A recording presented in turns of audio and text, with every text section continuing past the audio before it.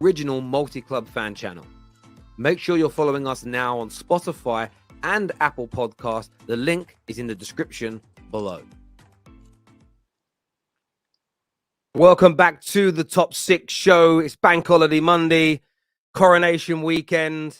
But I'll be honest with you, after yesterday's result, I couldn't give a shit who the king is, who the queen is, because Man United got slapped up, really. Slapped up by West Ham. We're going to be reviewing that. We're taking a look at the title race, the relegation battle, and much, much more. But look at this beautiful panel tonight. We've got some fresh faces in young Don and Perchy in here representing Tottenham and Chelsea. Tottenham and Chelsea. Tottenham and Chelsea. My brain has gone. We've got man like Mo in the house again. But look at these old heads we've got in here. We've got man like Gav repping the Arsenal boys today. Stro is here. If no one knows who Stro is, if you're new, like the old school know who he is. If you're new, massive Liverpool fan, a man like Danny, devil in the details, is back with us again. How's everybody doing this afternoon? Everyone good?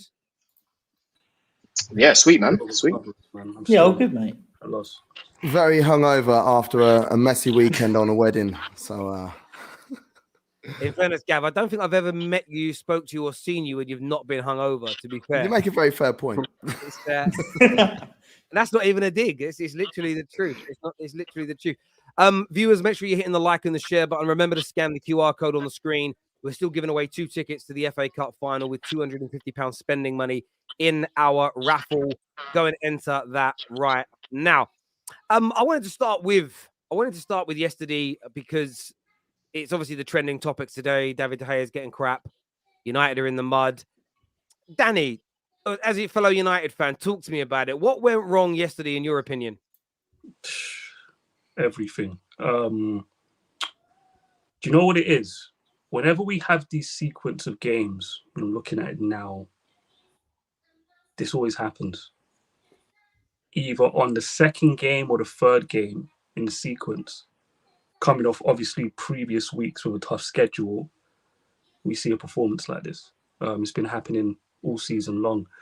And in this game, for me, the problem actually starts with the manager and his team selection. It's poor planning. I've seen this before. He's got a lot right, but he has these games where he goes away from home, he tinkers, changes the lineup, and the players look confused about what to do. And then when your goalkeeper makes that horrendous mistake, you didn't put your best foot forward with your team selection. So now you've got a team on the pitch that for me shouldn't have started. Like Bruno left wing. Last time I saw that was Liverpool away. How'd that work out? Workhorse, who's been benched for how many games? He decided to bring him back. Malacia, whose performances you toss a coin up at this point. Whenever he has a good performance, there's another bad one around the corner. 50-50 with him. So then you're asking that group of players to recover the game. And they simply weren't capable of doing that. And in the second half, I didn't understand the substitutions. And then, the momentum was with West Ham. And usually what happens, Terry, so when we lost to Brighton, they got better technical players, etc., etc. Why did the West Ham players look better on the ball than Man United? We had more of the football, but why did they look more confident, more assured when they had the football? They had a clear game plan, get it out wide, get crosses into the box. They looked like they knew what they were doing. That's because they had a week to prepare. And that's why I bring it back to Ten Hag. When you go into these games away from home, play your best team and put players in their natural positions, put your best foot forward. So when your goalkeeper does make a mistake, the players can respond naturally in their natural positions and try to recover the game from that situation. And then you look to the bench from an hour onwards. But that's why I said everything went wrong. And then, of course, the performance level of the players obviously just wasn't good enough.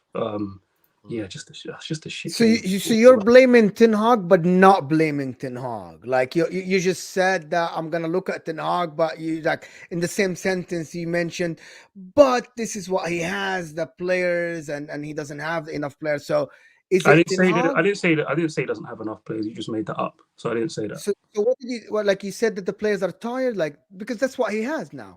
The big horse. This is what he has. No, so I said it's poor planning. So I'll give you an example. It's all on him then. So I want to get the answer because I keep asking the question. Then I said the players played shit. Right. Okay, look, when you're dealing with a 90-minute game, things develop. So the first thing that happens is you pick your lineup. Then your goalkeeper makes a mistake. Then you're looking at the way the team is playing on who's on the pitch. And you wonder, Are these the best guys to recover this situation? The answer is no. Then you look into the bench and I look at his subs. They didn't make sense either. And also, I don't even want to get into the tactical side of the game, but we weren't even playing the same way we normally play. He tinkered. So that David De Gea, because he didn't put his best foot forward with his best team and tactically even trying to play the way he normally does, you weren't able to recover the situation for those reasons. And the players played shit. So I started off with everything went wrong. So it's all of the above. That includes the players, the managers, etc., etc. So there's enough blame to go around. I'm not one of these people like to focus on one thing. Like there's I lots. didn't accuse. I you really can- want a I'm making that clarification. point. I just wanted clarification. Yeah. No, I'm making that point independent of you. For me, you can give energy to everything. If you want to spend half an hour going in on the players, I'll sit here and listen and agree with you. You want to spend half an hour going in on Ten Hag while we lost to West Ham, I'll sit here and listen to you because it's all relevant. Like people have a problem accepting 5 or 6 things could be true at the same time. It's rarely one reason you lose a football match. What minute did David De Gea make that mistake? There was plenty time to recover it. Mate, I agree with you on that. I agree with a lot of what you've said. I think the starting lineup didn't bother me so much in the first instance because we were dominating the ball. We had chances. And I don't know about you, Danny. I don't know about the rivals watching.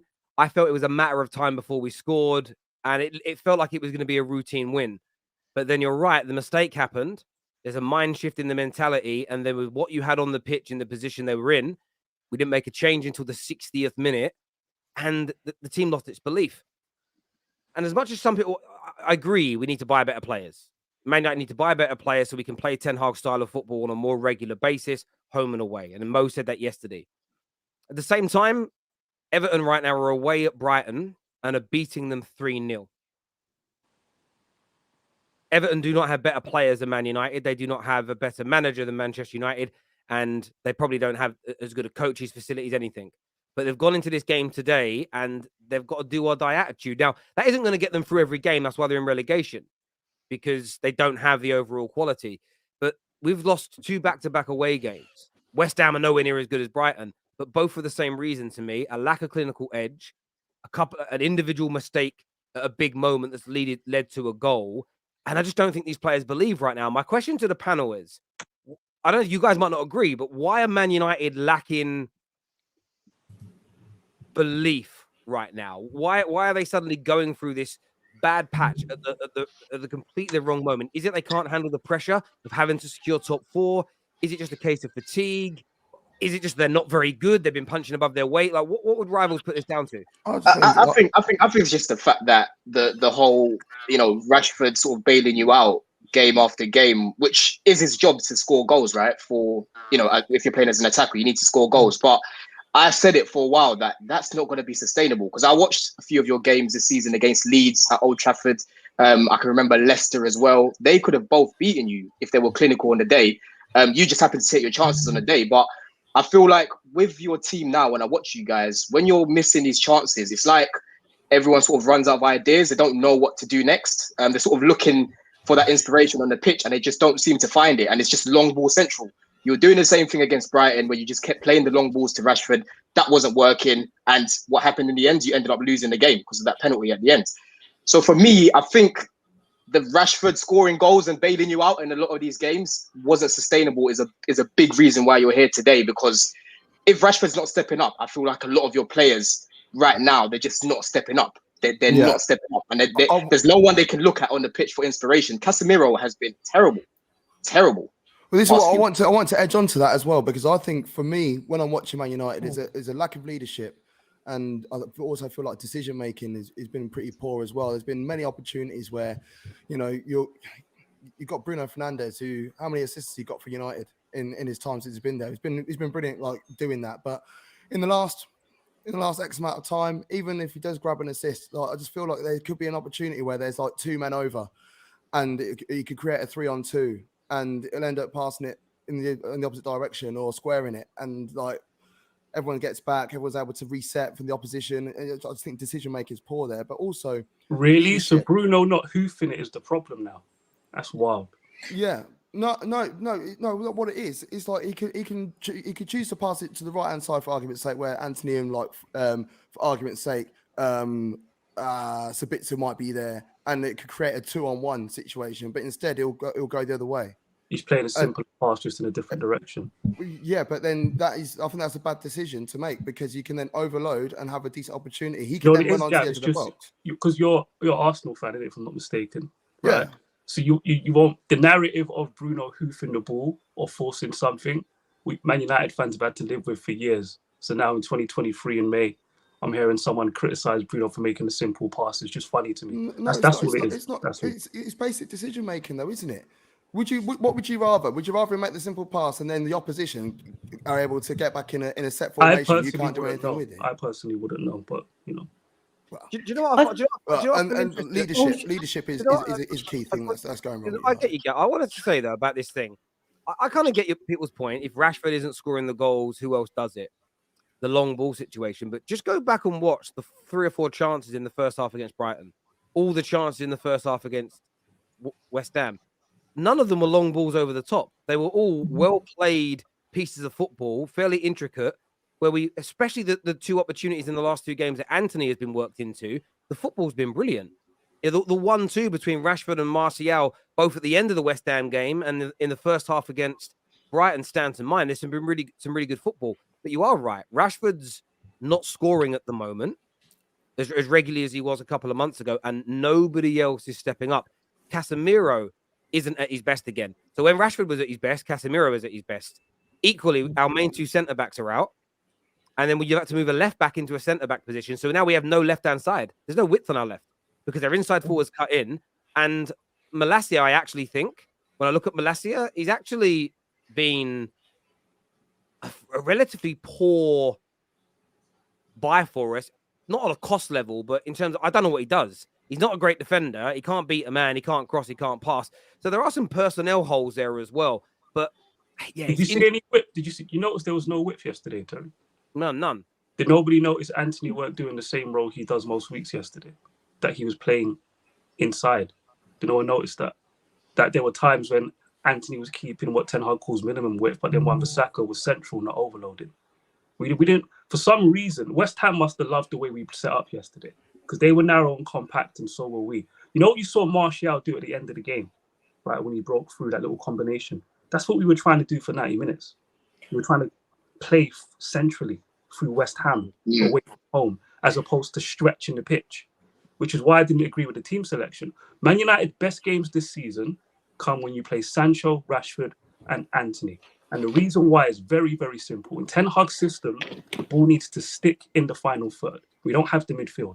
So when the ball sticks in the final third, yes, they're not P and P, but Sancho and Anthony keep the ball. So the rest of the team get up the football pitch. We stretch the pitch. We keep it wide. We can recycle. Fullbacks can overload. Bruno can run into channels. Yesterday, everything was in front of West Ham. I didn't see nobody making any runs in behind. I didn't see any width. And on top of that, they're low on confidence, fatigued, and De Gea made that mistake in the moment it was West Ham. That's why I said everything that could have went wrong, literally went wrong yesterday. This is my opinion. This is my opinion on United is go back to the second half against Liverpool specifically. It's a mentality issue. When you look at the players that are available now to Ten Hag, it's a lot of Ollie squad, a lot of Mourinho squad. Look at the difference when you've got the players in that Ten Hag's brought in up until certain points of the season with the injuries and stuff like that. You're a different team, and he's having to kind of plug gaps with players, with older players that he's got there. Casemiro's not been at his best, and we know that for a while now. Rashford's not scoring, we know that, but a lot of Manchester United's issues is a mentality issue, and this is the problem United have got.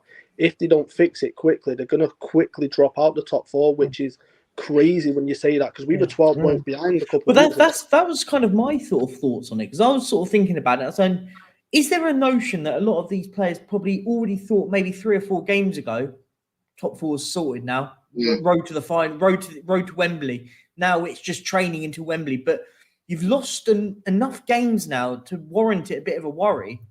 Does that make sense? Like for me, you've lost enough games that there's just a knock on the door, a slight knock from Liverpool going, we're here. Like, and I think that for me would be the concern.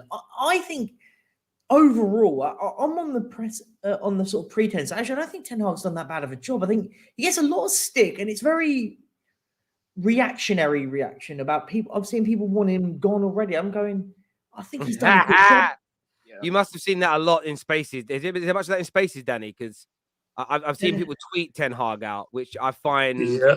I just don't. I astronomically dumb. actually see with Ten Hag where Man United are going. Yes, like at the moment, right now, like you could argue, maybe you could argue forward off. A lot of those players won't be there in the next maybe 2 years. Like you'll see a lot of those go, and they'll start recruiting right for him to bring in his players that he needs. I think people are very reactionary straight away because I actually don't think he's done that bad. He could go on and win 2 trophies this season and get into Man United into the Champions League. I don't think that's been a terrible season at all.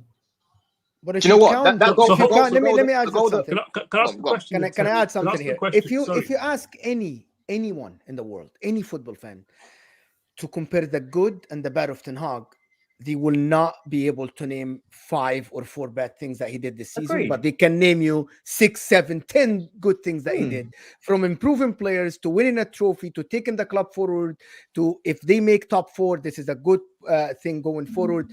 People are very, like, I agree with you, brother. Like, they're very reactionary to just 1 result or 2 results. Well, you really can't name the bad things that he did. I'm like sitting here trying to think of what bad did this guy do to Man United? Did he take them backwards? No, of course. I can't find anything. No, you're right, and you could argue, he made bad substitutions, and we can talk about in-game stuff, and every manager we can talk about. I see people criticize Pep Guardiola for stuff that he does, like in-game mistake, and I go, but that happens across it. But it's when I see the reaction I see on social media, and it's never the good litmus test to test using social media, because it seems to everyone just seems to be so reactionary. I always see on mainly Twitter and stuff. But I sit back and I think, Man United, was it 3 games left of the season for Man United, right? I think one more win out of 3 will realistically lock down 4th place, right? And if someone can check the table. No, we need more than that. We need 10 points. You need 11 points. It depends on, we need 3 wins from 4. We need 9 points. Oh, it's 4 games left, sorry. Yeah, but that obviously depends on Liverpool winning all their games. Yeah. Yeah, we have to, as it stands right now, we have to win 3 of our last 4 games. A quick question, Terry, for Gav Stroll and the brother in the corner, so I don't know his name, because they spoke about mentality problem. Do you think, guys, Man United you think we're gonna bottle top 4? No, I don't think so. I don't think you're going to bottle top 4. I never mentioned mentality. I mentioned leadership. So when you say there's a leadership problem or mentality problem, if it's Stroll or Gav, okay, then what's the end result then? Like, what objective are Man United not meeting with this mentality or leadership problem? If you don't think we're going to make top 4, then you consider we're in 2 cup finals. No, I think you're going to make top 4 because I just think we've left it too little too late. But when you look at some of the players that are on that pitch at the minute, it's a lot of the older guard from the Mourinho era and the early era where there was a mentality issue and there's just that lack of belief in themselves. Like you've seen the rot and the run that you went down and they let the manager down a lot of the time. And you just look at this squad now, you're having to revert to the likes of Lindelof instead of the Varane and Martinez, who I think has been an excellent signing. You look at the squad that you're into now because of the injuries you've got is a lot of the older players. I do think that you've done really well in terms of the 2 cup finals and you've done a tremendous job this season. I think Ten Hag's done well, but you just look at that squad now with the injuries you've got and it's like you can see that there's no belief because it's the older players that are having to come in and they're just shot of confidence from the past couple of years. Yeah. Yeah, I mean, I don't know if what do rivals think? Because obviously most viewers think United are going to bottle it, United are going to throw it away. What do you think, Gav? Do you feel like United will crumble now, having to win 3 of the last 4 games? I find it. I just feel like if Man United score the first goal, I do believe that I would trust them to go on and close out a game. But when they go 1-0 down, it's like, who do you look to? That's what my concern is. I'm just going to have a quick look at the fixtures you got left. There's one banana skin in that, as far as I'm concerned, and that is Chelsea, because you just don't know what Chelsea are going to do at the moment. They're awful, but there's a good chance that they can pull something out of the bag. And Man United and Chelsea, it's I think only the first time about 3 years ago Man United did the double over them for the first time in Premier League history. So I would argue that only banana skin's Bournemouth, to be honest, because Bournemouth they should have beaten us at the weekend. Like if they were more clinical, we would have lost that game. But attacking, they are a proper drilled team, man. Well, And going we had it away, at our place. They were 2-0 up against us in next to no yeah. time. I would say they're the game that United need to be looking at right now, because as much as we beat them 3-1, we were quite clinical. But overall, they're a good team. They're a well-drilled team. They score a lot of good goals. They're a proper team. So I would be looking at Bournemouth more than us. I think we can get a result at Old Trafford. Don't get it twisted. But right now, it's so easy to play through our midfield. There's nothing there. There's no CDM. There's no anchor. There's no protection in front of our back four. If United get the chances that they've been getting and they've actually got their shooting boots on, they'll beat us. So I wouldn't even look at us. I'll be looking at Bournemouth if I was a United fan. Yeah. And sorry, my internet just dropped off there, Terry. I was just going to say as well, like, with United right now, the goal that you guys conceded, as much as De Gea shouldn't be at your club anymore, it's just not good enough. Mistake after mistake, right? It will be the same thing. We'll speak about him again in 2 weeks because he's done something else, yeah? That goal just represents everything that's wrong with United right now. The mentality is all over the place. How can you let Benrahma run through the whole midfield? There was like 4 or 5 players that didn't want to touch him. Yeah, I get that. It was a terrible goal to concede, man. I'm not worried about that. I've heard a few people say that on Twitter today. What, he running for your whole team? I've seen teams bottom of the league counter-attack and run past Man City. Like that isn't an issue for me. We had him to a point where he decided to shoot from the middle of nowhere, a scuff shot, because he knew he couldn't beat our guys. Like we'd cornered him to a point where that shot, right? That shot, if that was any other time, that shot would have happened. The goalie should have saved it easily, and it would have been a way from the Man United fans. Yeah, but Terry, he shouldn't have got the shot off to begin with. He shouldn't have got that. Lack of desire. It was a PE roll. It was for me. I didn't really think. When he took the shot, my first thought was I started looking around who the goalie was going to. This is where we differ, Terry. When I was watching it, I was wondering, why is Lindelof showing him inside when he's surrounded by 3 players? He's right-footed. How does he get a right 35-yard shot, my Why friend? does he? That's a desperation shot. 35-yard shot. Sorry, mate. There's no It's a way. desperation one. No He way. really ran out of things to do. Man. I tell you what, if Sandro Martinez is playing, he attempts to make a tackle because he defends. Ten Hag wants his defenders to defend on the front foot. Shut attack. Yeah, but Danny, but Casemiro, he didn't show any determination to put anything in there. He just kind of let him skip. Casemiro weren't there. It was Wan-Bissaka, Shaw, and Lindelof. Casemiro weren't there, so I'm not having you get on Casemiro for that. He wasn't involved. It was 3 players, not 4 or 5. It was 3 man. I'm sorry, my friend. You want players to close down players 35 yards out, not to take a shot when they're 3 around them? Is that what you're asking? I tell you what I want, since you keep repeating things I'm not saying. When 3 players surround 1 player, you show them onto their weaker foot. Just the basic. And then, of course, David De Gea's mistake is unforgivable. But it doesn't mean you excuse what happens before. You don't excuse any of it. I get. You don't excuse any of it. I do get that point. And I've seen a lot of United fans. You see what I'm saying, Terry? People like to pick and choose. No, I understand that, but it's like when goals are conceded, there can be 1, 2, 3 reasons why goals are conceded. People want to focus on the biggest one. I do understand, but I think the reason people are focusing on De Gea, and rightfully so, the problem you have now is I did a video today which was about David De Gea, not just the mistake, but also his new deal and what might be happening. And you get maybe 20% of the comments. Why are you scapegoating and putting all the blame for our failure yesterday on De Gea? Like, you didn't watch the video, because if you listened, I specifically said it isn't all on him, but I am going to have a conversation about him. And I think my issue with David De Gea is it's not the first weird mistake like that he's made. Plus, you couple in that he is not particularly great with his feet. You add those 2 things together, and Man United fans are frustrated, because I don't think we could ever play Ten Hag's true style of football to the level he wants with David De Gea in goal. I genuinely don't believe it. And even though he's passing, I don't even look at his passing accuracy, because that gives you an idea of it. You've got the same thing I do, Danny, Y-Scout, and I watch it. The amount of times his passes make it, but they're either wildly overhit or undercooked.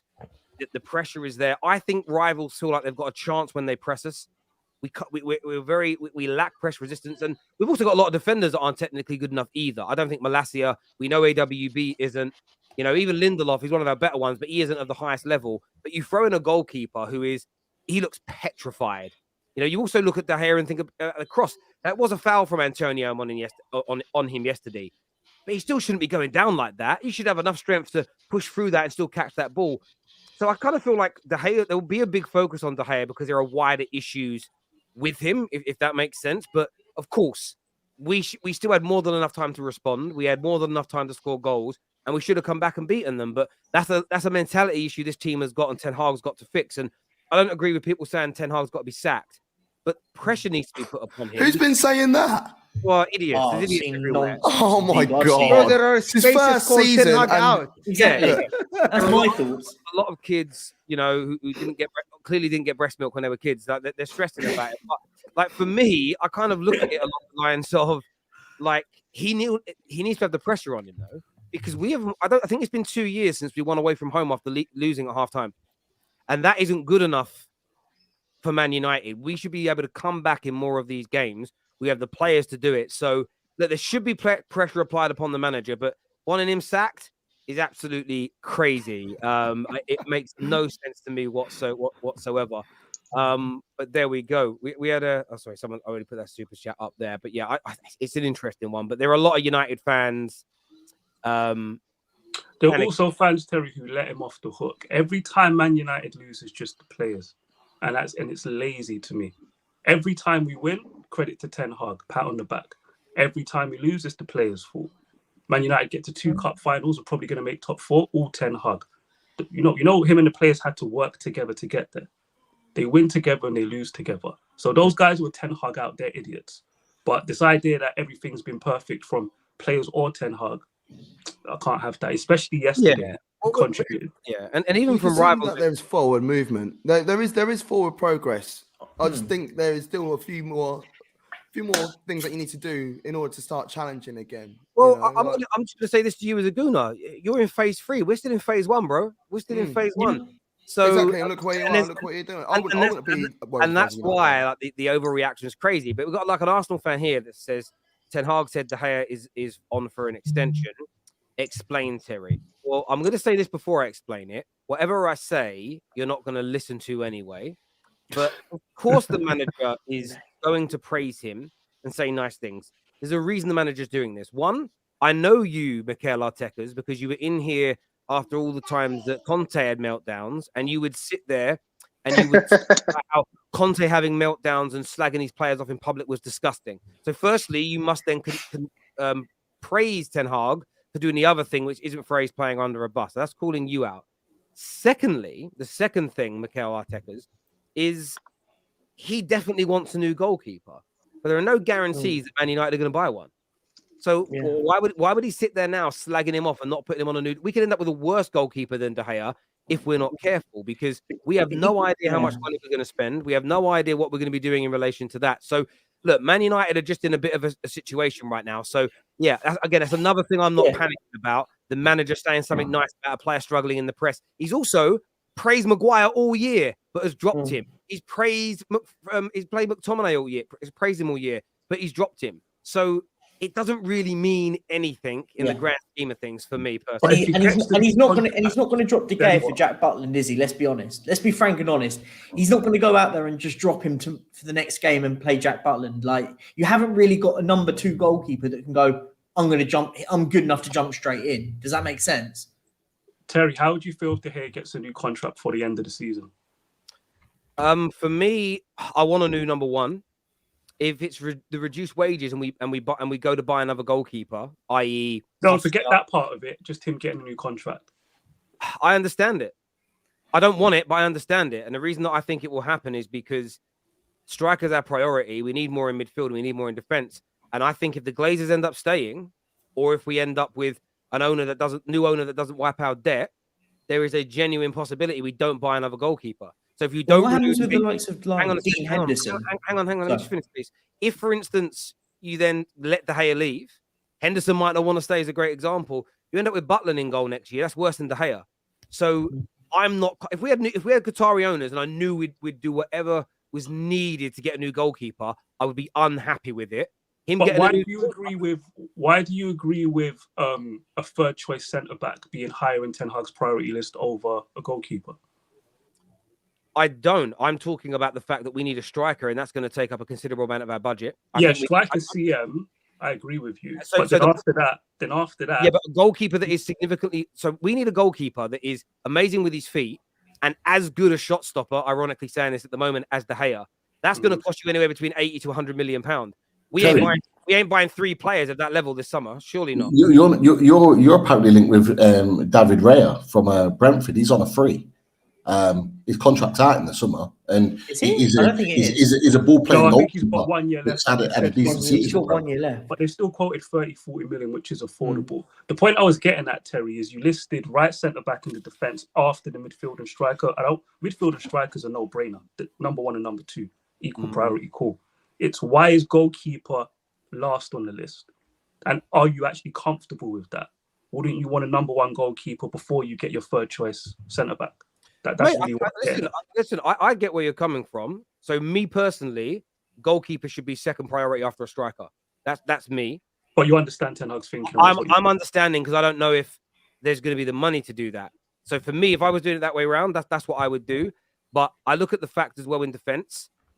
Varane can't play. Varane is brilliant, but that man's body can't do a full season. I think the manager wants another centre back to play with Martinez as the lead. Because with Varane, can he play 2 games a week? I don't think so. And if we're going to do well next year in the Champions League and the league, that's 2 games a week every week for the majority of the season. I don't think Varane's body can take it. So I think the manager's thinking more along those lines. But it's just a shame that we always end up in this situation at Man United where we need to fix more than 2 holes in the summer, and there's never enough budget to do it because of wasted money in years gone by that we're not able to replenish because we have failed projects which leave you with dead assets that you lose money on. So that's why this takeover is so important this summer, because these things can all be fixed with like City fixed them. Yes, they brought in one of the best manager in the world, but they also fixed it with money. Because if Pep was at Man United, he would have had to waited 2 or 3 more years to replace Bravo, 110%. He'd had to have waited. They would never have just done it again the following year and added the other players he needed. They would never do it.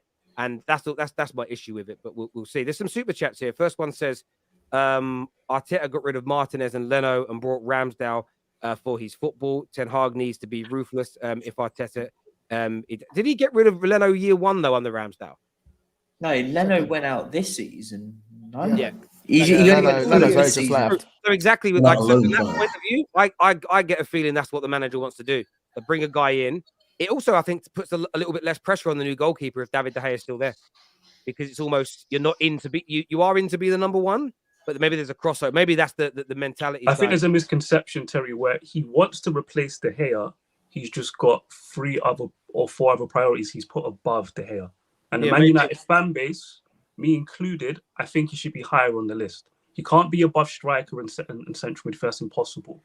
But right back or third choice centre back, I think you could sneak De Gea in above one of those positions, in my opinion. I hear you on that. So go on. I was just going to say the only other question is where does he go? Because obviously it's easy for us all to talk about going, we get rid of De Gea for argument's sake. Where does he go? His contract is up in the summer. Is his contract up in the summer? Oh, okay. I wasn't sure. I wasn't aware of that. Okay. Then, yeah, I mean, if you offer him a new contract, for me, personally, if it's me from an outsider, I wouldn't be offering him a new contract. I'd be looking into buy elsewhere. But if, as what was mentioned on here, was if there's no alternative to go and buy somebody, then you have to offer him a new contract because you have to retain him, if that makes sense, because you're not going to offer. Unless you're not, you want to get some value. You want to get some value, don't you? Yeah, there's value as well, but there's also the point of you could get rid of De Gea, but then not go and spend the money on the right replacement. Like, look at you. Chelsea's a great example with it because look how much money they've had to throw at money for goalkeepers to get it right.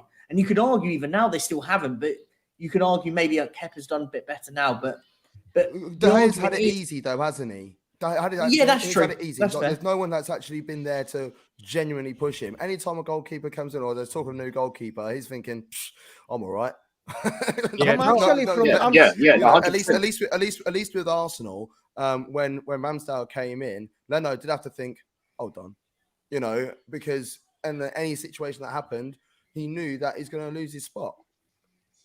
So. From outside looking in, I see only one thing. I see Man United fans are looking at this, in my opinion, in the wrong way. You have a free goalkeeper in the summer, which is David De Gea. You can negotiate a lower contract, and you can still go and buy your goalkeeper. Can anybody here say that there is a second goalkeeper better than David De Gea in the world? I say no. probably if he's your second goalkeeper, the experience, the trophies you won, and he's free. You're not going to pay a penny for this guy. You're just going to pay him a lower contract. And you go, if you still want to go buy a goalkeeper, spend 50 million, go. But why get rid of De Gea? Why? Well, he's got to accept that That contract as that well. question, because there's big context missing. As it stands, they're saying that De Gea is the lowest priority. So that means fourth or fifth signing in the window for Man United. That's what Man United fans are unhappy with, where he is in the priority list. Yeah, but Danny, and we're going off the so-called briefings. We're not working for the football club. We can only go off what the media tell us and read between the lines with Ten Hag. They're saying it's a possibility. So it's not a priority. It's a possibility. That's what fans are uncomfortable with.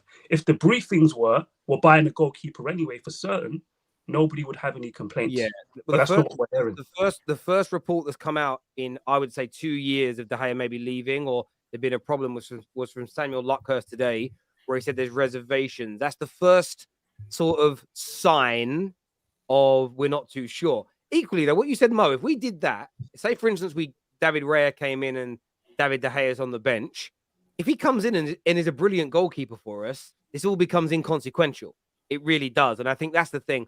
Ten Hag had a long new manager bounce. Now it's over, is what Priest of Banter has got to say. And Mac here says, Terry, you've been in phase one ever since Fergie retired. That's 10 years in phase one. Every new manager comes in, and that phase one all over for you. Well, again, I'm going to stand by that, because based on that logic, how far back do we? When did Klopp actually start at Liverpool? Did we start? Is Klopp's era started when Hodgson was there, or when Benitez was there? How far back do we go? Like, it's only, I keep saying it. I've never seen this kind of conversation about any other club other than Man United. I'm actually not going to give Eddie Howe much praise, because, I'm going to judge Eddie Howe from when Kevin Keegan left. That's what I'm going to do. Arsenal. That's where we're going to judge him from, and the money that's been spent. He's been relegated twice. Eddie Howe as a Newcastle manager. It's crazy. That's how dumb that logic sounds to me personally. When you start attributing blame for past failures on the new manager, it's crazy to me. In terms of top four, Liverpool though are looking rather tasty. They're looking rather tasty indeed. How are you feeling about them right now, Stro? Because you're a point away now from making it into the top four after what is, for your standards in recent years, an awful season. Are you starting to feel confident that you might do it?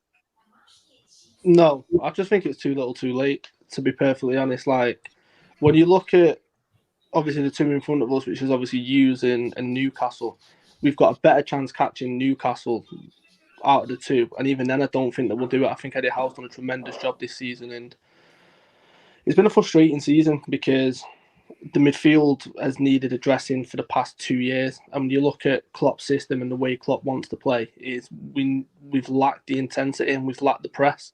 And it's no surprise that when he's made the tweak to the system and Curtis Jones has come back in, who's just full of legs and full of energy, we look like a different midfield altogether, and it's kind of helped Fabinho's workload. But I just think it's too little too late, to be honest. But I can see signs for next season, like Darwin Núñez hasn't been the signing we expected him to be, but when you look at his first year in Benfica, it replicates that significantly. And then you look at how he took off in year two, the fact that he doesn't understand English. Trent's not had a great season up until the past couple months. Van Dijk's not been great this season. Robertson's not been great this season. There's been a lot of problems with our system and our midfield, but I see certain signs. Gakpo's been phenomenal. And I just think that next season, he's going to be the one that stands out next season. And you can see that Diaz is back. I just think everything's going for next season, where I think we'll have a push, and I think we'll finish top three. But I just don't think we'll do top four this season. I hear you on that. There's a super chat as well here about Liverpool. I want to put this out to you in the panel. Hi, guys. I've been a Liverpool fan for about 20 years. However, my dad and uncles are telling me Salah is our greatest Premier League player ever. Thoughts, please. Is Mo Salah Liverpool's greatest ever Premier League player? I'm going to leave Terry real quick before I go. Well, of course he is. He's the only player they've had who's been anywhere near Ballon d'Or level for several years. And last time I checked in the Premier League era, how many league titles have Liverpool won? Yeah, Mo Salah. Mo Salah did that and was the main guy for that. So yeah, he's greater than Steven Gerrard, did it? And I'm going to leave it on that. Owen was Ballon d'Or. All right, take care. Appreciate you having me on as well. Cheers, Joe. Danny. Cheers, bro. Speak soon, mate. Thank you. Yeah, sorry, go on. No, he is. Gerrard's my favourite ever player, but when you look at it, just seems to be like every couple of weeks now, Salah's breaking a new record, and he doesn't look like he's going to slow down. Like the way that man trains, the way he looks after his body, the way he's so disciplined off the field. Like I could see him going for another 2 years at this level. He's definitely our best Premier League player. Oh my God, people are in the comments are saying, "Oh, he can't dribble. He's not good in the eye." It's not. This football is not. It's not only about that. It's about the output as well. Come on, people, give him some praise. Why it's all about like if he can dribble, if he has a good touch or not. Come on, the guy has been very consistent for years now with Liverpool. Won the Premier League, 3 Champions League finals, winning one, and he got injured in the other one. We never know what was gonna happen if he didn't get injured. To be honest. I'm Egyptian, so I'm biased, of course. So, but Mo Salah, to be honest, like every time, because even in Egypt, by the way, people say, but he's not good on the ball. And I'm like, it's not about that. It's at the end, he has moments of brilliance. That goal that he scored against Man City, that goal that he scored against Spurs, you cannot tell me he cannot play football when he scored goals like this. Like, come on, just give me a break. I don't think anyone's saying he can't play. Anyone that's saying that has maybe need to start not watching football anymore, stop watching football. I'll put the argument out there. No, I think Salah, I think you could argue though with the likes of Steven Gerrard, because obviously that's the argument would be is he better? Because Gerrard is Mr. Liverpool, isn't he? So it's the argument on that side of things. And that's it. Gerrard played with some absolute shocking teams though, didn't he? No, hang on. But that's sorry. I hate when that's said. Because that's what's said now to prop him up. That was what was used to prop him up in the Gerrard in the Gerrard Scholes debate. Now he didn't play in a Liverpool team as good as this. But he played in some bloody good Liverpool teams, and I was a grown-up. Pete's my age, Gav was my age. They'll back me on this.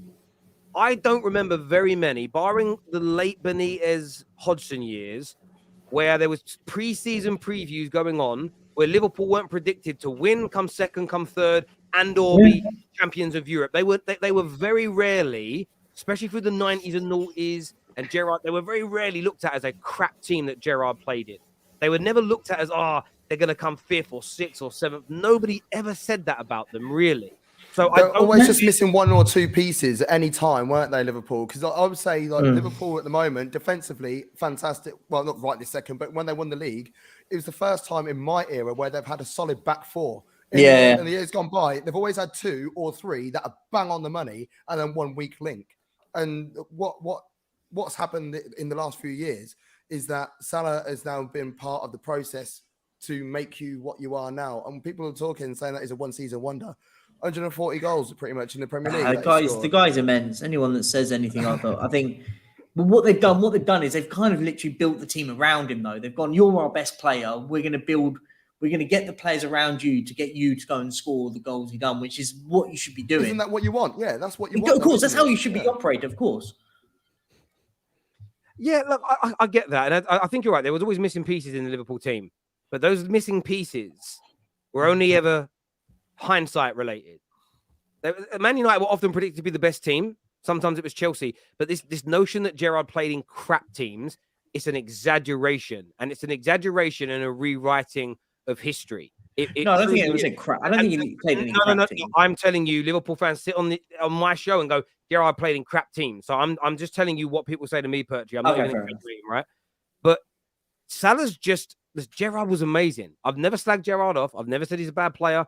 You can't find a single video where I talk about him being average, overrated. He was out of this world, and he was a very consistent player and one of Liverpool's greats. Mo Salah, what he's done in the last 6 years, this guy is in touching distance of surpassing Thierry Henry's goals and assists based on the number of games he's played in the Premier League. Thierry Henry, the GOAT.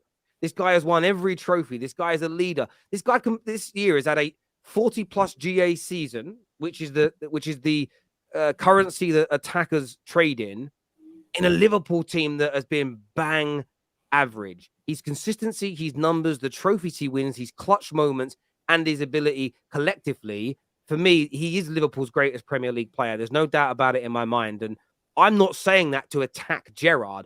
I'm propping up one of your best players. And I think Liverpool fans should be so grateful to this man. It is unbelievable because he is. I've seen rightfully Alisson and Trent and Henderson and Van Dijk get so much praise, and rightfully so. But this man has always been on the periphery. But as a rival watching, I've always looked at him and thought, you take Mo Salah out of this team, and for all that control, all that quality, you would not have won what you won. He's the talisman. I mean, even baller. Even the years when Mane was there was always that debate, like, who would you rather lose, Mane or Salah? And Mane never quite hit the heights in terms of goals and those kind of numbers that Salah did. But most Liverpool fans would openly admit that they would prefer to have kept Mane over the past few years. Whereas Salah's, it sounds mad to say this, but to some Liverpool fan base, he has been underrated.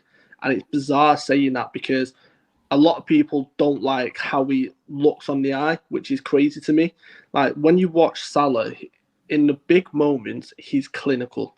And he's got this edge, which not many people have. Like, you look at the interview after the United game, and it's like, you seem to enjoy playing against City United. What's the reason? It's like, because they took the mick out of me and said that I couldn't score in the first couple of games. And it's like he's got that Michael Jordan edge where he took that personally and went, all right, watch this. Salah's mentality is different, and it's going to be tough this season to decide who's going to be our player of the season between him and Alisson, because they've both saved us this season. But Salah's getting the plaudits now he should have got 2-3 years ago. I think it's because that particular season. I think Salah's, I was going to say, just Salah at the moment, like, is single-handed. If you get Champions League, Mo Salah's the reason. He's single-handedly dragging you over the line, Mo. He's scoring so many important goals now. No, it's not. Like, it's Curtis Jones. Curtis Jones is the guy that's doing it, mate. But playing. I was worried you're being serious then. But genuinely, like, if you watch now, Liverpool haven't been great this season. I think you'll agree with me on that. They haven't been great this season. But Mo Salah just seems to just come up with magic to win the games of football. But it's been like that for like 10 years though. Like, he scores goals 10 years the only reason dragging us over the line. I just looked up a stat, as well as like the stat padding as well. So that's another thing. That's what winds me up about him. If he was like, if he was putting in these numbers and you're already 3-0 up and then he scores at the end, fair enough. Like, I understand why people are moaning, but he gets you out of some real dark situations in games where you are under the cosh a little bit, and he's finding his skill set. And I think I just looked up a stat. Mo Salah missed 3 games in 6 seasons for Liverpool due to injury. 3 games. Wow. Can you imagine this? Ridiculous. That's why he's been able to keep and continue his form. For me, Mo Salah is the go-to guy for Liverpool because he's selfish and he's ruthless. They're the two things, and they're the reason why I genuinely think there was a bit of a toss-up in the season that Mane left last season. I think that at one point, I don't know for sure, but I believe that there was a genuine toss-up between who are we going to get rid of. Is it going to be Mo Salah, because there was all that talk of his new contract, and then there was Mane that wanted a new contract and ended up leaving and going to Bayern Munich. And I think that they gave up a player who has got immense talent and is a team player for someone that's individually makes the difference for their team. And that's what Salah gives you. Like, Mane would never ever hit the heights of Salah, because in moments where Salah is selfish, and we've seen it on the pitch over the last 3 or 4 years, they used to argue with each other because Mane used to want the ball and Salah would take a shot and miss, and he'd go and do it again and again, and he wouldn't play for the team in certain moments. Mane was always the guy that would play the ball across rather than be ruthless and put the ball in the net himself when he could have. But that's what sets him apart. That's what makes him different. And that's what, in certain moments of games for Liverpool this season and in previous seasons, have won Liverpool points. And that's what makes him individually a Ballon d'Or level player. And to be at that level, you have to be that ruthless. You look at the top players in the world right now, the likes of Mbappe, the likes of Haaland, those type of players, you put Mo Salah in and around that conversation, those sorts of players are selfish. They are ruthless. Cristiano Ronaldo used to prove it week in, week out, being the best through his years for being that selfish player, wanting to be the guy that scored the goals. Mo Salah is no different. He's built in exactly the same way. I agree. It's just I can't agree with the notion that it's Salah's going to be the only one that drags us through, because you look at our defensive season, it's nowhere near been the level it's been for the past couple of seasons. And in every game, there seems to be the opposition have 2 or 3 big chances, and we're relying on Alisson to keep the ball out the net. And you look at the saves he's made. It surprised me today when I was looking, and somehow Alisson's second for clean sheets. How, I'll never know, because when you look at our defensive season, it's a shambles. But like, that's how good he is. Like, he's the best keeper I've seen. And when it comes to one-on-ones, I don't think I've seen a keeper like him defend one-on-ones. The one that comes to mind is Schmeichel. Like, just in a one-on-one sense, how big he is and how the presence he's got in a one-on-one. You back Alisson, and you can't say that against any other keeper in the league. So it's the two of them this season is a toss-up for our player of the season. But if we get top 4, which I don't think we will, it'll be down to them two. Yeah, for sure. Some super chats here. First one says Salah has 64 GA versus the top 6. Andrew, which is just, again, big game player. Salah, 1 season wonder, stuck on repeat.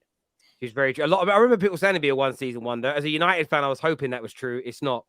See, this is an interesting one. Suarez, surely, GOAT. Now, do you know what I realized? And maybe, like we're all brought up to think about football slightly differently. Our parents or our dads or our mums, our big brothers, sisters teach us differently. You could argue the best footballer to play for Liverpool in the Premier League era was Suarez. That's an argument, the overall best footballer. The same as you could, like, based on that same logic, Cristiano Ronaldo is the best footballer that's ever played football in the Premier League. Because if he's second or third in the world ever, and he's been in the Premier League, and the other guy above him, Messi, hasn't, then by definition he is. But I don't know if that's how people view greatness solely by who the outright best football player is. It's got to be about years of service, the consistency, the trophies you win. There's so much more. Because a lot of like Spurs fans now ride out for Harry Kane. Give him a statue. He's definitely one of the greatest strikers ever in the Premier League. If you've got a striker that replaces him in the summer, and in 10 years' time scores half the goals that Kane has scored, but leads you to 2 league titles, trust me, Spurs fans, you will say he's better than Harry Kane. I kid you not. You'll all be like, he's so much better. And the only reason you don't know what that feels like is because you haven't had it for 60 years. But I get that. Newcastle fans they'll hate me saying this. If Isak keeps scoring like this and they go on to win major trophies with him, at some point it'll be seen. No. Alan Shearer has their records. They don't love him.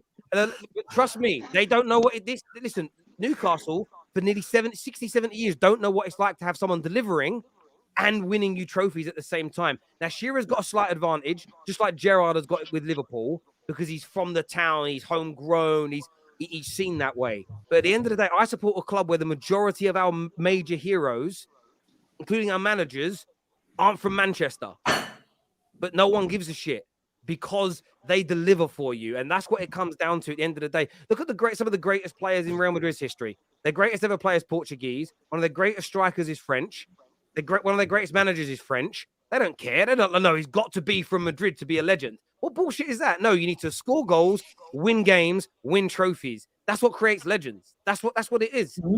And Newcastle, and no one's ever going to do it. If someone scores 250 goals for Newcastle but wins 3 or 4 Premier Leagues, trust me, they'll be crowned above Alan Shearer by a certain generation. The oldies maybe not, but the modern fans, they won't give a shit that someone was born in Newcastle. Yeah, it's the same with Eddie Howe, Terry. It's the same with Eddie Howe. Like, if Eddie Howe brings a trophy to Newcastle in the next 3, 4, 5 years, however many, like, he goes above Kevin Keegan. He goes above Sir Bobby Robson because he's done something that those great managers weren't able to do at Newcastle. They gave us great entertainment and they played some fantastic football at times, but they didn't do it when it really mattered. Keegan came the closest and was very, very close. But if Eddie Howe does it, he already surpasses that. Like, we're in a position now where,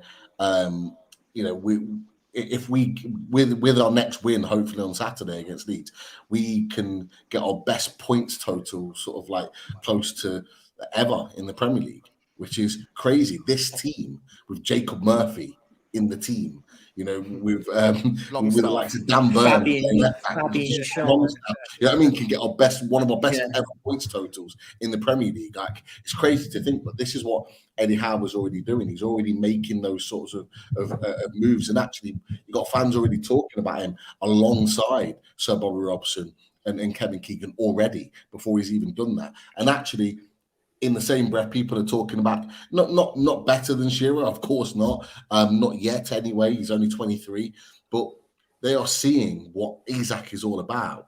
Like, they are seeing how good he is, and he is the difference maker for me. And he's only been at the club a short period of time. Can you He believe is there's one of the Arsenal best fans that didn't players want I've him? ever seen at the club. Nah, We got linked with them in the summer, and Arsenal fans were going, "No, not interested in someone like Isak." He Now looks they're crying about it. He's brilliant. the real deal. He's the real deal. This is the thing about records. I want every player that signs for Man United to beat Ryan Giggs' records in terms of trophies. And I don't care if that means in 100 years, Ryan Giggs is not even in the top 50 players in the history of Man United. You know why? It means Man United have won everything again and again and again and again and again. Yeah, of course. I care about my legends being downplayed as not being great. When people talk about Paul Scholes, it's funny because what Neville said about I've just got to mute you. I think Don, we're getting a bit of echo from your line. Sorry, bro. I was going to mute you when you're not talking. Sorry. What he said about Jorginho yesterday, the way he performed, and it just reminded him of Paul Scholes. And I saw Gooners buzzing. Oh, what a performance! I'm like, yeah, that's why Paul Scholes was the GOAT midfielder, because what you saw yesterday from Jorginho was 18 years week in, week out from Paul Scholes. Yeah. Kids don't know. That's literally what he did in every fucking game until he was 38 years of age, pretty much. And it's almost this. So I don't want them being played down, their legacies being taken, but I want every midfielder we sign to be better than Paul Scholes.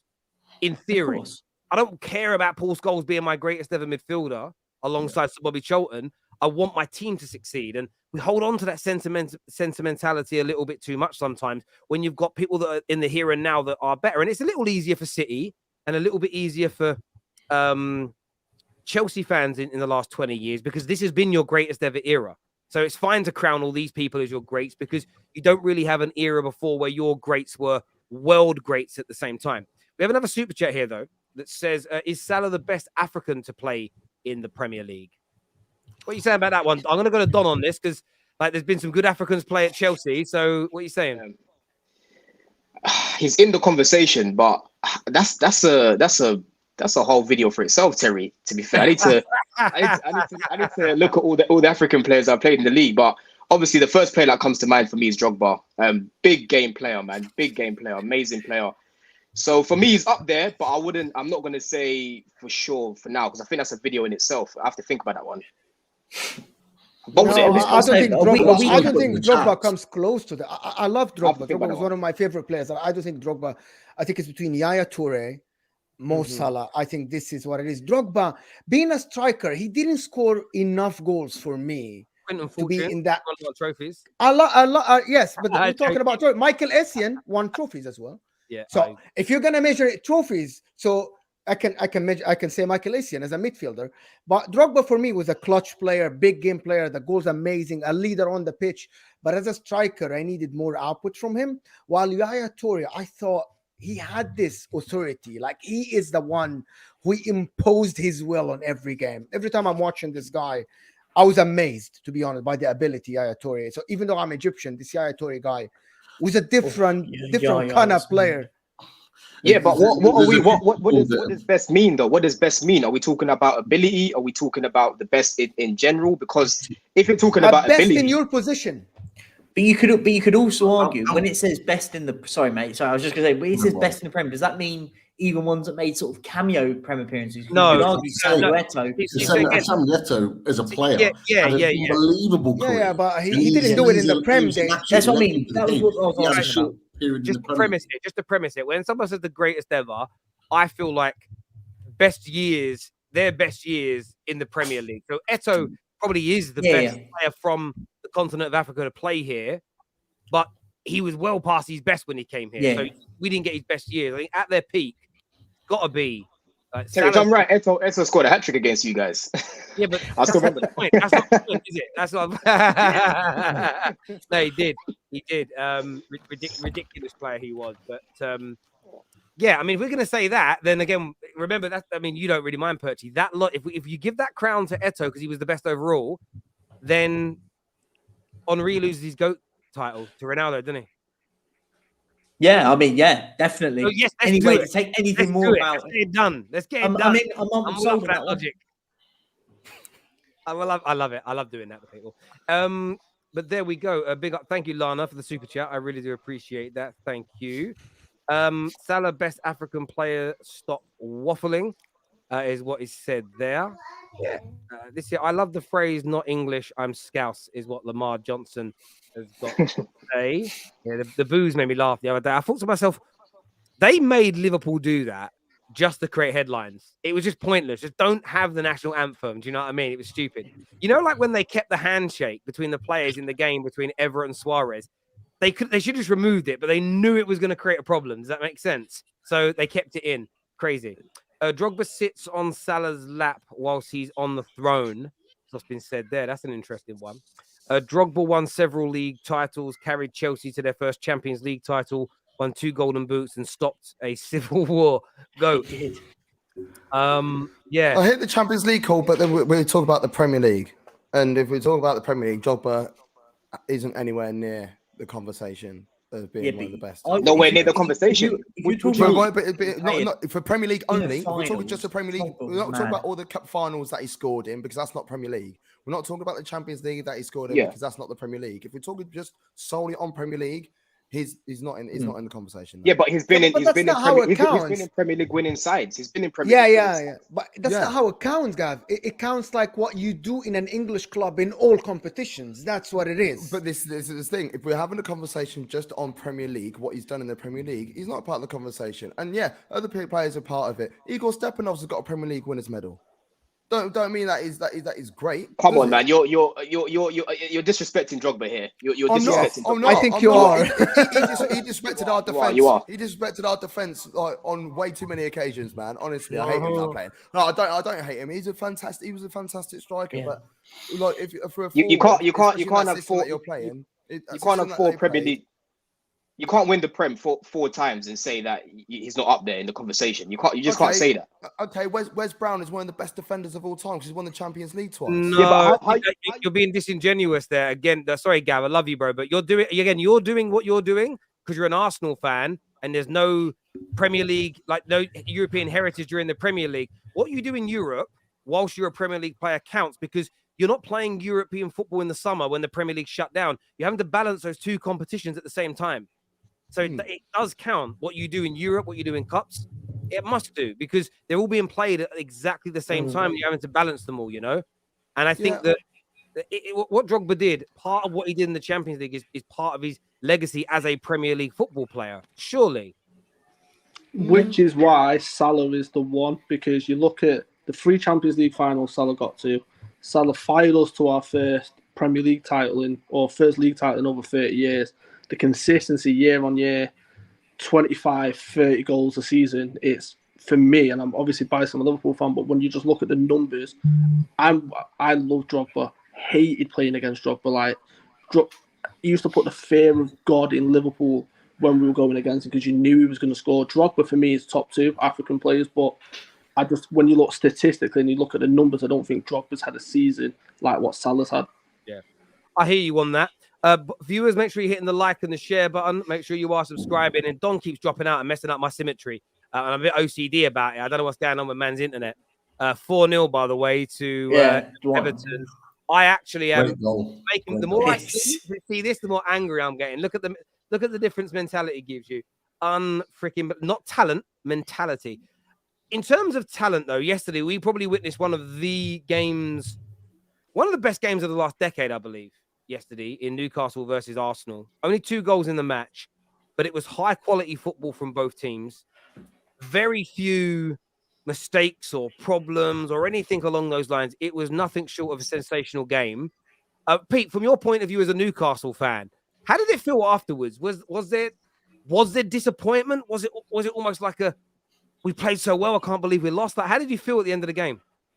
Well, I was there. I was at St James's Park watching it. Honestly, I've not heard an atmosphere like that before. It was unbelievable. I don't know what it looked like on Sky, but the flags, the atmosphere, it was just unreal. And it was a proper cauldron. But the feeling afterwards was, there was a little bit of disappointment, but me personally, and I said it, I tweeted it out after the game and I maintain it, the objective is still the same. 2 more wins, 6 points takes us to 71 points. Our goal difference is better at Liverpool than Liverpool at this moment in time. I believe, regardless of the Arsenal game yesterday, that we'll do enough to get Champions League football. I would have never expected that before the season, by the way. I had us down as getting anywhere between 10th and 8th. So you can imagine how I'm feeling right now, where we're sitting at the moment. But I couldn't be mad because it was an unbelievable game of football to watch. Big props to Arsenal for Arsenal outstanding. I've bigged up Arsenal all season. Their football is unbelievable at times. Martin Odegaard was by far the best player on the pitch, and it was just a pleasure to watch him play. And, you know, certain moments went against us. Some people may not agree with this, but up until the penalty decision, I thought we were the team that looked more likely to score. We'd hit the post in the first minute. We were pressing, we were pushing Arsenal back. And then, in my opinion, that stoppage of the penalty, whether it should have been a penalty or not is besides the point. But that stoppage at that point allowed Arsenal to take a breath.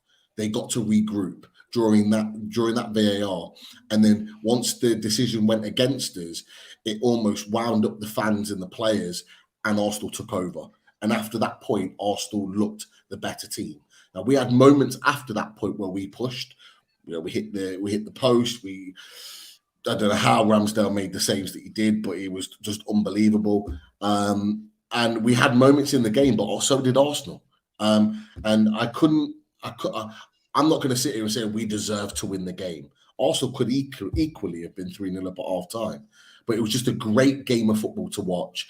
And for me, it tells me as a Newcastle fan that we can compete with these teams, that we can push these teams. We might not have won today, but we took a point off Man City at St James's Park. You know, we've beat the likes of Chelsea. We've beat the likes of yourselves, Terry, and got a point at Old Trafford. It shows me that we can compete with these teams. And going into next season, regardless of whether we get Champions League or not, it shows me that we're building in the right direction. We're going in the right direction. If we can compete now, and we have 3 or 4 first-team ready players, which I believe we will in the summer, we can go again. And we can continue to compete. And who knows, next season we might get a little bit more luck in terms of being able to win some of these matches rather than lose them or just pick up points here and there. So that was my assessment of the game. Yeah, I mean, I listen. I think you're right in terms of Newcastle. The growth in the last month or since the Carabao Cup final has been out there. I think it's shocked, as you say, most Newcastle fans who were very level-headed when I've listened to them speak on the radio, watched their channels. It's all been very much sort of like, I don't know if we'll make it, but I'm still proud. And you've gone on to another level. From your point of view, Gav, as a gooner watching, it was like you were staring down the barrel in the first 10 minutes of that game because they came out so aggressively. They hit the post. They got the penalty that was overturned. You must be so proud of your team's resilience to get through that and then create so many chances against a team that, unless I'm mistaken in saying this, yesterday was only like one of only a handful of defeats they've had this year. To be able to do that at St James's Park, just phenomenal. Well, I think the best way to get at Arsenal anyway is just get in our faces, because as soon as you do that, we don't know what to do normally. I think if you press any team that has pressed Arsenal this season has come away with something positive. So when I was watching it, I was like, oh no, we're not looking forward to this. And especially the way that Newcastle played when they came to our place at Christmas as well. We barely got a sniff. You know, Newcastle were fully in control of that, I thought. I mean, Arsenal were passing the ball around, but we weren't able to break them down. And Newcastle were just, you know, absorbing any form of pressure from that. And I thought that yesterday, the way that Newcastle came at us, I was very concerned. But what frustrates me more than anything else is where we're at after that game. The fact that that game was massive. Before it, we were like, oh, well, like before the whole City situation, we were looking further ahead. It's like, well, we've got to play Brighton, we've got to play Newcastle, we've got to play Chelsea. How are we going to fare against those sort of ties? And after our little blip, and then for us to bounce back in that sort of way, it's just a little bit. It's a bit disappointing in a way. And even all season, I've not, even on your shows, Terry, I've not come out and said we're going to win the league. We're going to win the league. I haven't said it once. I've been very humble about it because I'm an Arsenal fan. I'm in my 30s, so I've seen this stuff happen before. But after that City game, I feel upset and dejected. So to see us play the way that we did away at Newcastle, if that was a home game, I went, well, I'm sort of expecting that. That's okay. But away from home to put in that type of performance, and yeah, we did get lucky at times. How many times you hit the woodwork? 3 times, I think, in the game. I think it must have been 2 or 3 times. Yeah, I thought we.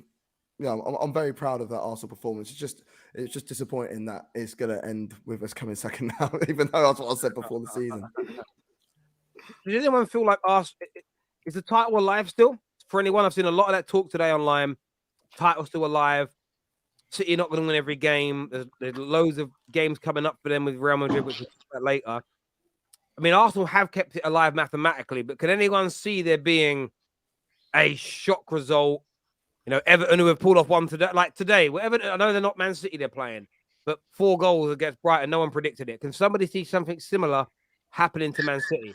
No. Well, I was more looking at the fixtures going, well, Brighton, you know, there's a chance there. But then after watching Brighton against Man United, I was like, City are going to ruin these because their decision making is awful. Well, how many times in the game where they beat you last week and in the game where you won in the FA Cup semi-final, how many opportunities did they have in the final third and they did absolutely nothing with it? And I feel that's going to be the case again against City. And so I don't think they see him doing anything there. And also City have got to play against Brentford. Maybe Brentford might do a job on the last day of the season just for bounce. But we're asking City to, even if they draw 2 games and we win out, they will win the title still because of their superior goal difference. It's like an extra point, isn't it? So I don't see it happening just because the 2 teams that we think they're might take points off City, they're gonna be on the beach. That's the problem. Yeah. There's not gonna be intensity. People are gonna say that they're not gonna have any pressure on him, but they're not playing for anything. I think that the last 2 games of the season they play Brentford and Brighton because they play Everton before that. I think there's no chance other than a meltdown. Maybe if they go out to Real Madrid or something or lose to Man, I don't see it happening. It's not going to happen, man. Pep has got himself in a perfect position now to just finish the job. Pep has never been in this position at this stage of the season and bottled it. So as much as Arsenal fans want to, keep the hope going, I just think yesterday's result is just delaying the inevitable because, mathematically you can still win the league, but the question is, are you going to do it? And I don't think you will. I just don't think Man City are going to draw a game now. I think they're going to win all their games now.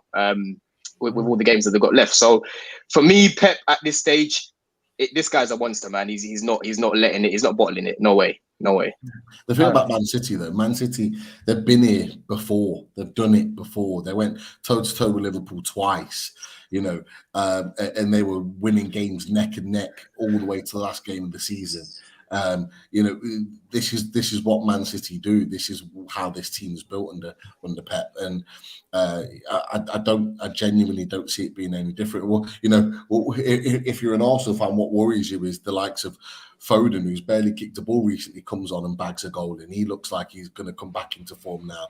Grealish is already in form. Getting a brace the other day. Exactly. Even their players that are not getting minutes right now were playing, scoring goals and influencing games. So all it's doing is just strengthening the squad even more, that any player at any given moment could be changed in that team, but the outcome's still the same.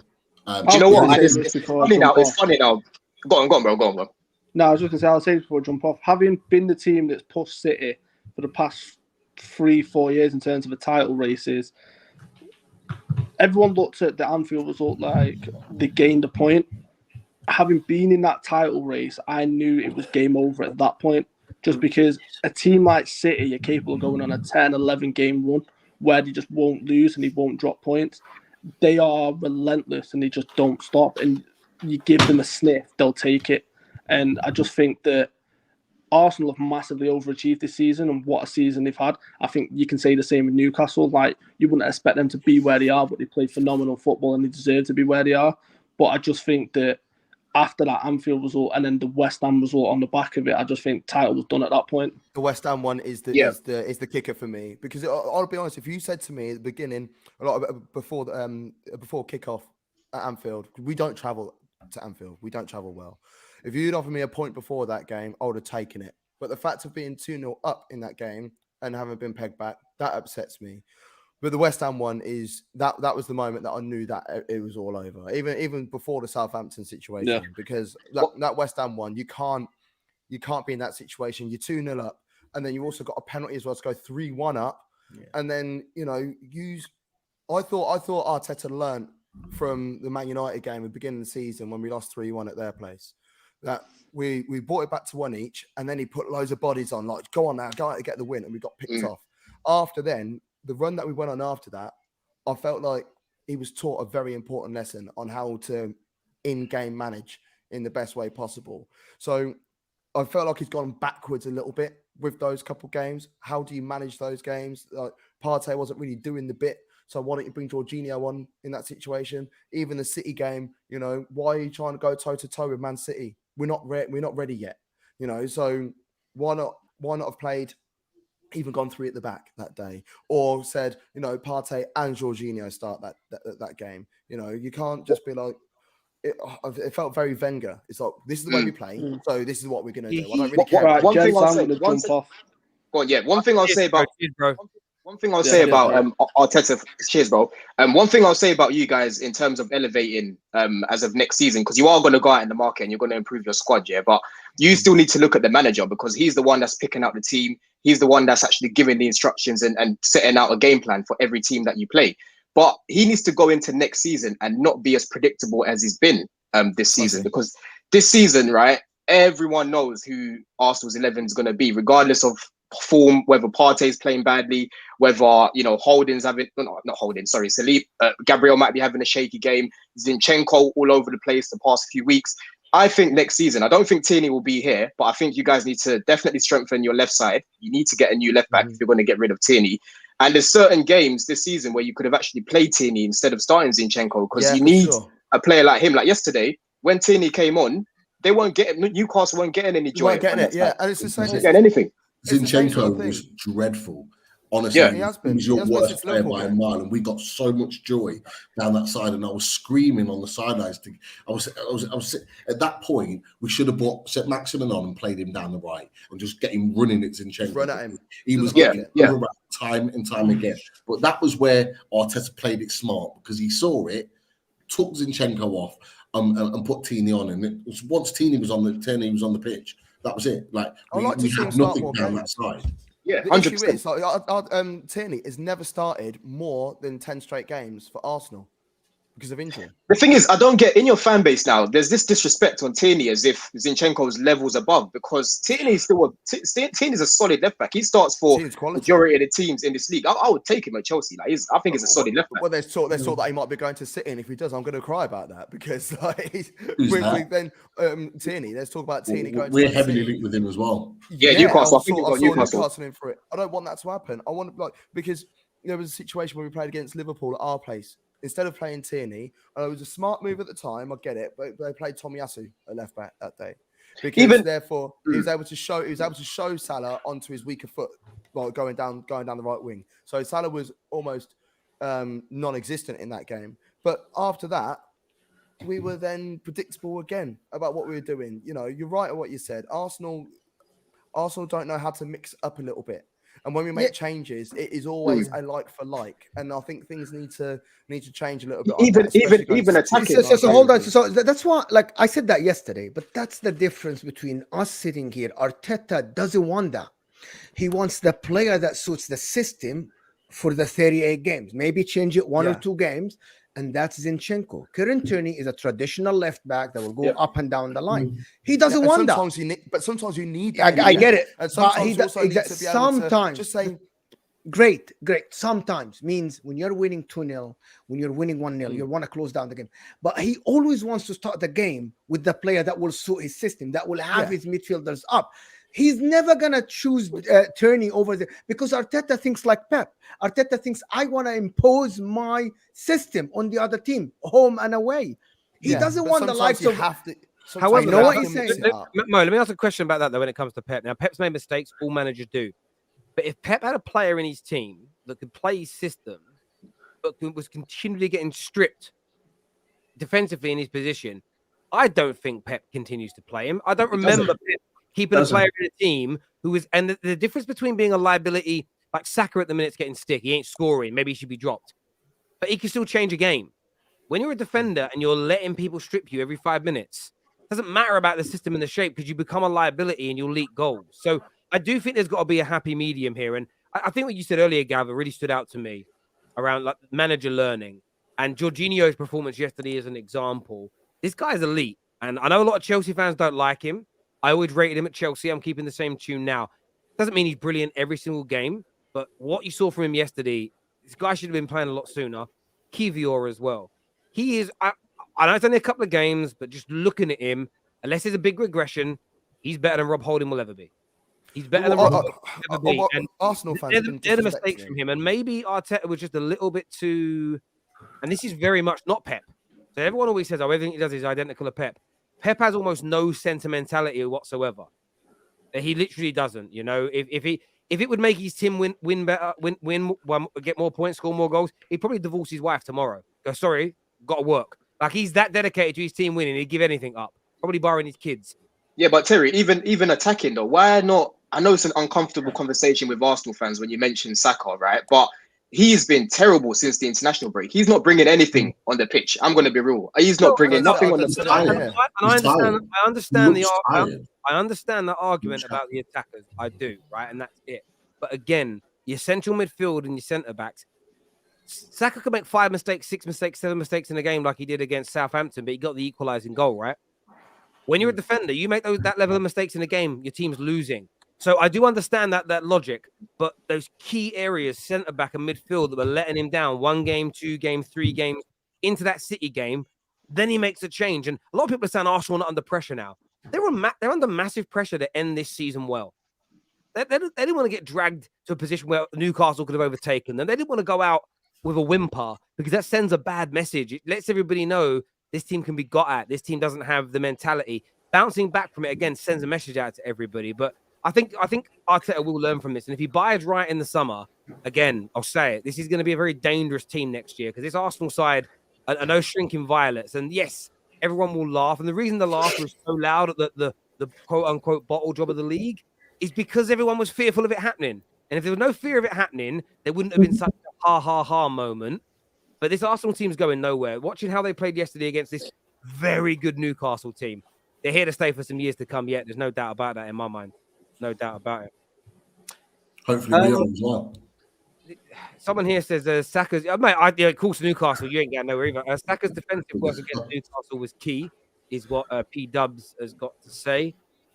Terry said this since December. Well, I said it since the summer. I predicted in the summer that Arsenal will become title contenders this year, and you all said I was mad. The only thing I've said about Arsenal this year that probably isn't going to happen is I said they'd narrowly win the league, but they're going to narrowly lose the league. So my prediction is going to be wrong by a couple of points. But everything else I said about Arsenal was right. Like, you're trying to make me feel like I've got an L on Arsenal when 99.9% of the things I've said have come true. They're just a brilliant team. You know, it is what it is. I can't.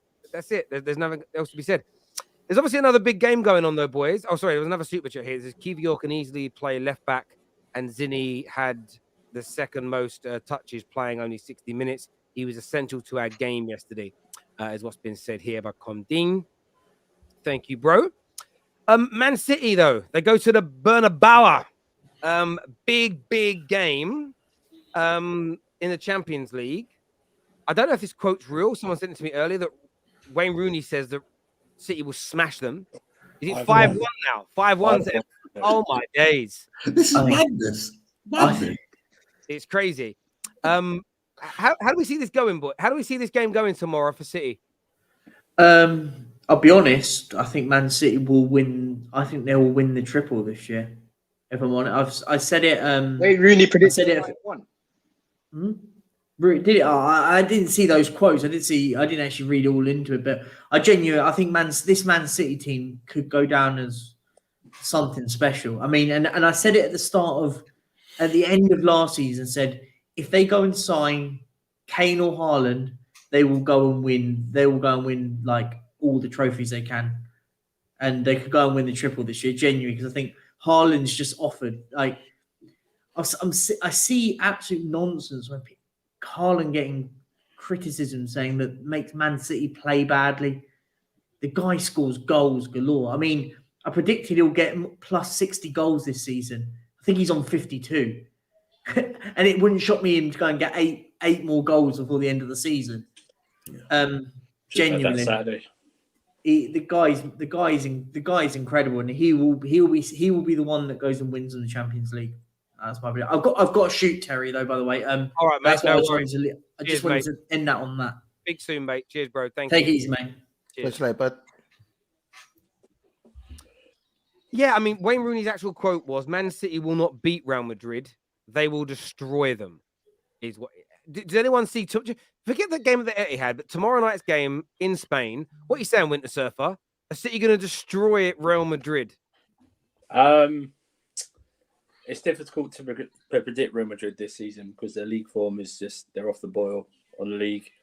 There's all the voodoo magic that they do in the Bernabeu when it comes to the Champions League. I mean, I wouldn't bet against them, but City are just a force at the moment. They're more machine-like this season.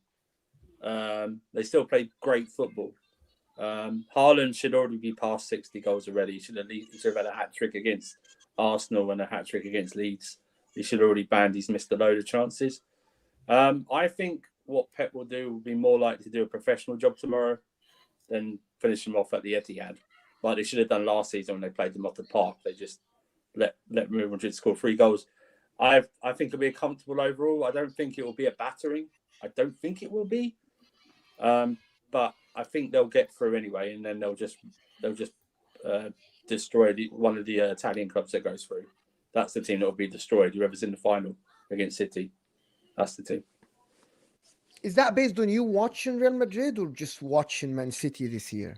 It's a bit genuine question. I've got to be honest with you, Mo. I've only watched really Real Madrid in the cup games and Europe because La Liga's not really on here, and I'm not going to pay extra to watch it. You know what I mean? So I get it. I would say this: if we go, I'll do on the basis when they played us. I've heard you say it as well. We had many chances against Real Madrid, and we can't finish. So if you put those chances to City, then we could be seeing a battering. Yeah, but that's what happened against. My problem with this logic is that on paper, theoretically, Man City should destroy Real Madrid. Yeah, they should. They should have did last year. PSG should have destroyed Real Madrid. Yeah, Chelsea should have. Liverpool should have. But this Real Madrid guys, they step on the pitch and they hear this anthem, and they're just different players. Mm-hmm. And I don't know what happens. I really don't know what happens. Yes, it's like this Man City anthem, though. It's like their national anthem. That's what it is. That's why this arrogance from Alan Shearer to say this, or Wayne Rooney. Wayne Rooney is the one who said that. You say that, yes, you're anticipating that they're going to win 5-1, but to say that against the record holders of this competition, where they were completely inferior for 170 minutes against Man City last year, and they still went through. Yes, you can predict it, but you can't just say they're going to smash them and be that confident. I think this is unrealistic. If someone predicts Real Madrid to lose 5-1 tomorrow in their ground, I don't know where are you getting your information from. Have you ever watched Real Madrid? Do you watch Vinny Jr.? Do you watch Benzema? They're not better than City, but they have the weapons to cause City some trouble, of course. Yes, they do. I agree. I think they do. I'm predicting City to go through, but it's not going to be like, for me, it's not going to be more than a 2-goal lead. Do you know what I mean? On aggregate, I can't. Real Madrid were dead. Real Madrid in the 88th minute in the second leg were dead. They were out of the competition, and they pop up and do this. They were in each round. They were dead. They were dead against us. They were 3-0 down against us, and it took some crazy Modric assist and Rodrigo goal to pull them back in it. Against Liverpool, Courtois had the game of his career in that final. They should have lost. They should have lost every round they had in the knockout stages. They should have lost every round. They shouldn't have even been there. So to someone to I think it's just like Mo said. I think it's just arrogance of the English bias that you think that you can take your league form into the Champions League form. It's totally different. We won the Champions League in 2021. Our league form, Don knows this, was crap. We only got in the top four because Spurs beat Leicester on the last day of the season. Our league form is crap. Yeah. Champions League form is totally different to league form. Do you know what it is, right? I understand the logic because Real Madrid have looked, even in the Champions League this year, they haven't looked amazing. But even when it comes to all the predictions about City, 100% winning the FA Cup, winning all their remaining games, 100% winning the Champions League, they may go on to do it. But I do not believe it will all be that simplistic. The way people are talking is they're going to win every game 3 or 4-0, and it's like we're not even going to notice them do it. You know, like Usain Bolt running against a bunch of school kids. There will be a few moments in the next month, well, not even month, the next 3.5 weeks for City.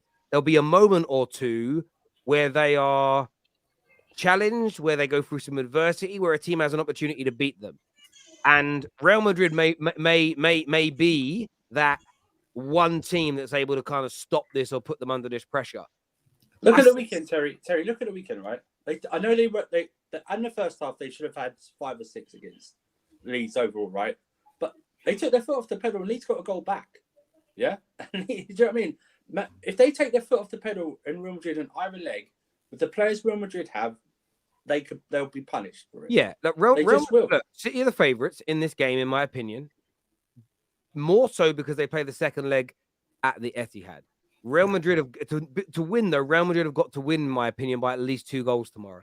So I don't care about performance. They've got to win 2-0. They've got to win 3-1. They've got to win 4-2. They have to have that because at the Etihad, City will just be. They would just be so hard to control.